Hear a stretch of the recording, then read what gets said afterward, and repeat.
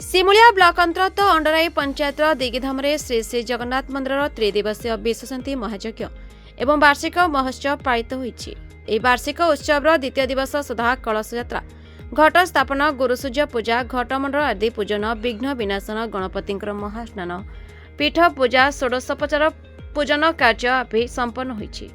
प्रथम दिन कलश यात्रा ग्रामर 108 श्रद्धालु महिला सामिल होई शोभायात्रा ग्राम परिक्रमा कराई विधिपूर्वक निकटस्थ चंदन पोखर पानी उठा जाइथिला। मासर 2 थर शुक्लपक्ष एकादशी तिथि और कृष्णपक्ष एकादशी तिथि मंदिर में बाना परिवर्तन होता है। लक्ष्मी नारायण भेट बायकांत नीति तथा प्रथा अनुष्ठित होता है। पुरी मंदिर सहित सामंजस्य रखी एठाकर मंदिर रीतिनीति अनुष्ठित होता है। मंदिर परिचालना कमिटर कर्मकर्ता सहयोग वार्षिक उत्सव परिचालित होछि। पहड़ परिया पर्यंत नीतिकांति किपरि अनुष्ठित होता है? आमर द्वार फिटा नीति मंगल आलती सकाल 5 घटिकारु संपूर्ण होता है। तापरे आमर मैलम तड़प लगी होता है 5 घटिका 5:30 घटिकार। तापरे आमर नीति बेश होता है 6 घटिका समय नीति बेश होता है। आमर सकाल धूप बेश होता है आमर 6:30 समय 6:30 रु 7टा समय आमर सकाल धूप लगी हुए लगी हो सारा पर मध्याह्न धूप आम 12 घटिकार संपूर्ण हो मध्याह्न 1 घटिकार पढ़ पड़ी थाए।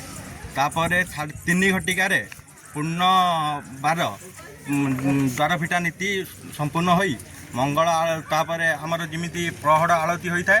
तापर आमर संध्या समय संध्या आलती हो तापर चंदन लगी बेश हो चंदन लगी हो सारा पर बड़ सिंगार बेश हो सारी तापर आमर पढ़ आलती हो सारी पढ़ हुए गीत गोविंद सहित पढ़ आलती हुए।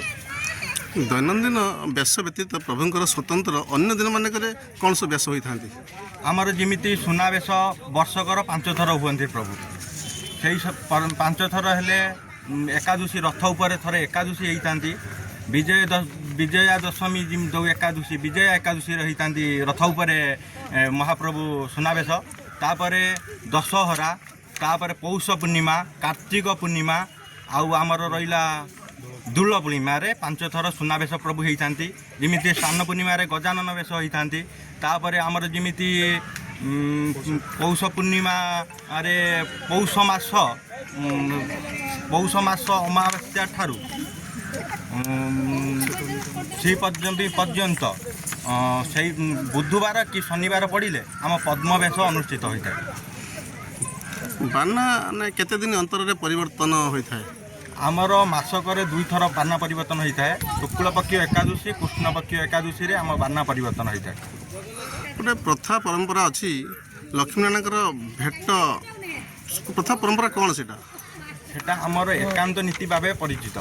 आमर मदन मोहन जे प्रभुंकर चलती प्रतिमा सी लक्ष्मी मंदिर विजे करी सेठी पूजा नीति संपूर्ण हो सारी तापर प्रभु आसी श्रीमंदिर को आसती सेठी एकांत नीति भाव परिचित हुए। दिगिधाम रथ यात्रा व्यतीत अन्य समय सब कि पर्व बा उत्सव पालन होता है? जमी स्नान पूर्णिमा तापर जमी आमर 12 मासरे 13 पर्व प्रभुंकर सबु पर्व अनुष्ठित हुए।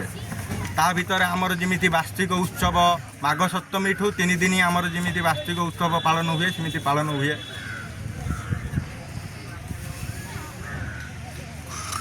रथ यात्रा समय छेरा फेरार कौन प्रथा परंपरा अच्छी? आमर सिमुलिया ब्लॉक रे एमएल जो थांती से माने आसी छेरा पहरा करती से राजा हिसाब से आसी छेरा पहरा करती। दैनंदिन नीति भोग व्यतीत स्वतंत्र भोग कौन? आमर जमी माघ पूर्णमी ठारू पुष पूर्णमी पर्यंत पुष मास चले से समय माघशिर पूर्णिमा ठारू पुष पूर्णिमा पर्यंत पहली भोग आमर लगी हुए से समय नीतिकांति अलग भाव हुए। जमीती आमर 2 घटिका ठारू द्वार फिटा नीति होई जमीती मैलम तड़प लगी हो सारी तापर जमीती 5टा सूर्य उदय हवा आगरू जमीती पहली भोग लगी हवा कथा लगी हुए नीतिकांति। Thank you. भद्रक जिल्लार Subhrajit Pal report the republic Odisha news.